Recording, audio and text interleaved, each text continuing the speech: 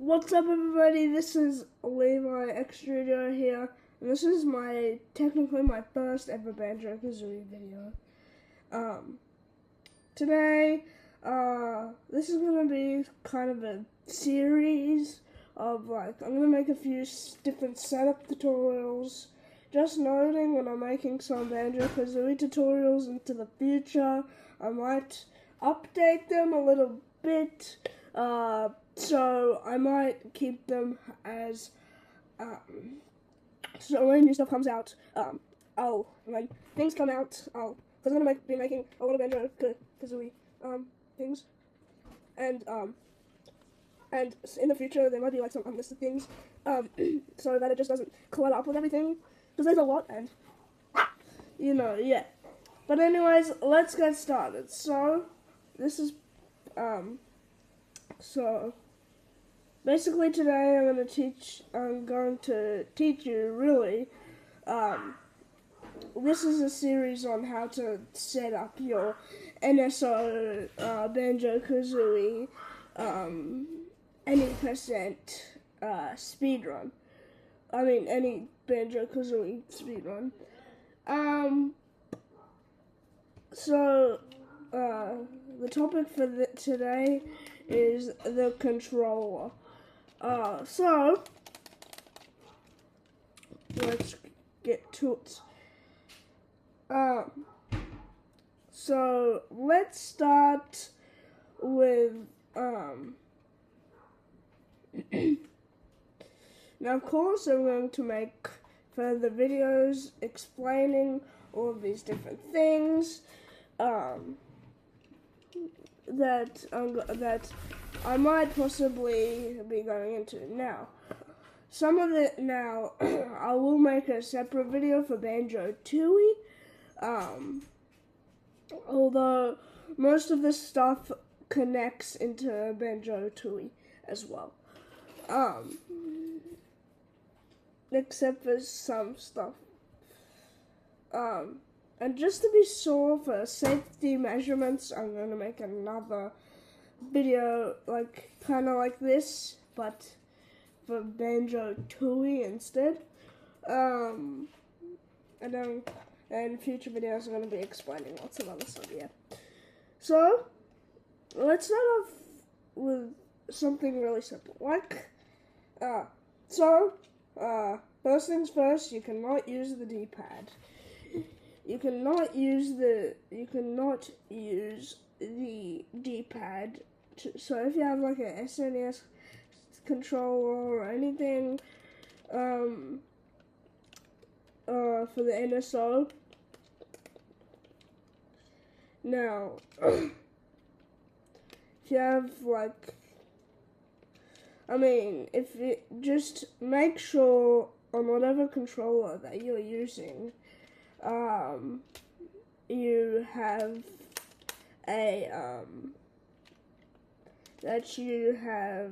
a control stick. As you can see, the Super Nintendo controller for the Switch 2 does not have a joystick on it, and therefore I cannot play Banjo-Kazooie at all with it. I might be able, and of course there's the LCL buttons there. Anyway, but that still doesn't make it possible to do, because of the beat button of things. Because that's slow, and you can't really move properly, you just have to keep, not beat button, maybe it is beat button, but, I forgot what the name is. Otherwise you just go slow. So,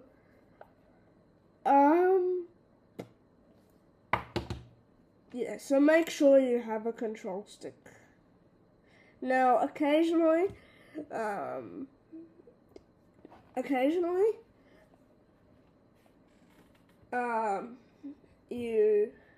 you're going to have to, because if you're not already aware, this is basically the C, but the C for, this is C for the N64.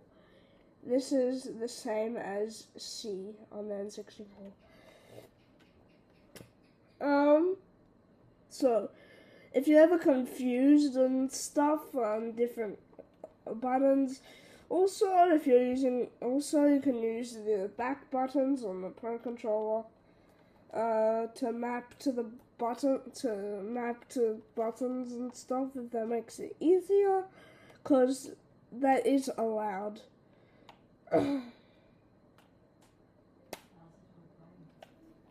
Okay.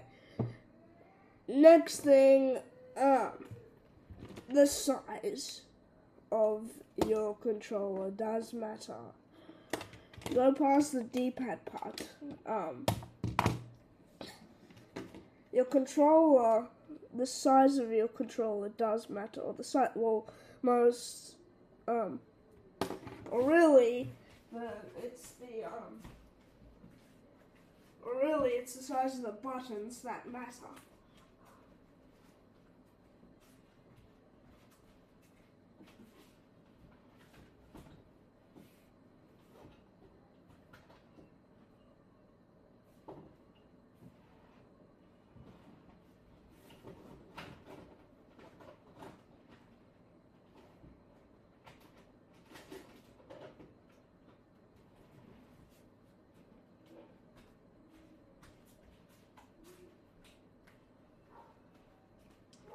So here I have a Switch 1 Joy-Con. Now the best thing to do is use a Switch 2 Pro Controller, and because this has bigger buttons, which allows you to do your flutter cancelling. It's a lot easier to do your flutter cancelling with bigger buttons, especially when you have fat fingers. I don't even have fat fingers, and I cannot use this and I literally cannot use this to flutter cancel it. And I have skinny fingers. I mean, I'm a kid. What do you expect? But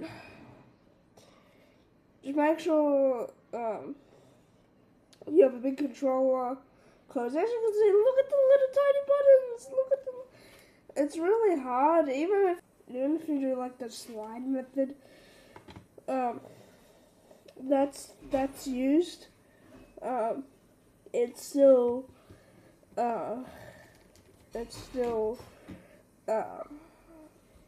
like, look how little buttons are. That's very hard to,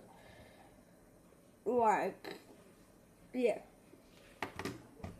I do have a Switch 1 Pro Controller, but I think this is bigger, so make sure you have a Pro Controller. The best option is probably Switch 2 Pro Controller.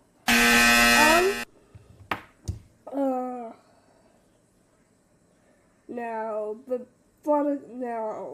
a little tiny part of this goes into whether you're using FFM, Furnace Fun Moves, or no FFM, no Furnace Fun Moves. Pardon me.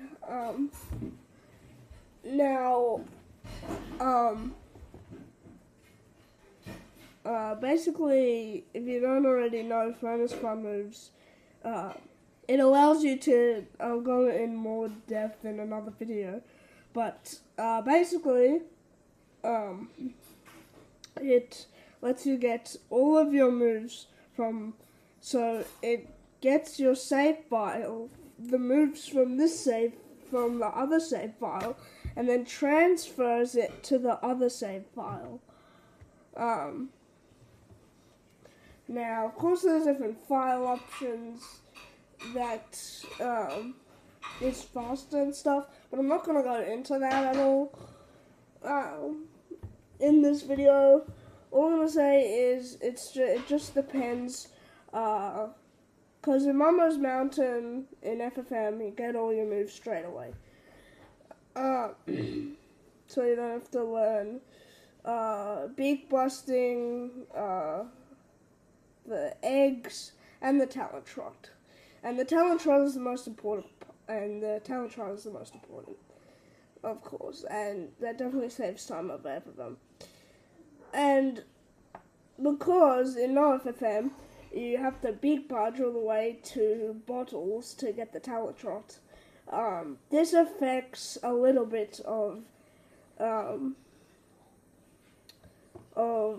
the size of the buttons and stuff. Just a tiny bit. And that's basically it. What the hell are you talking about?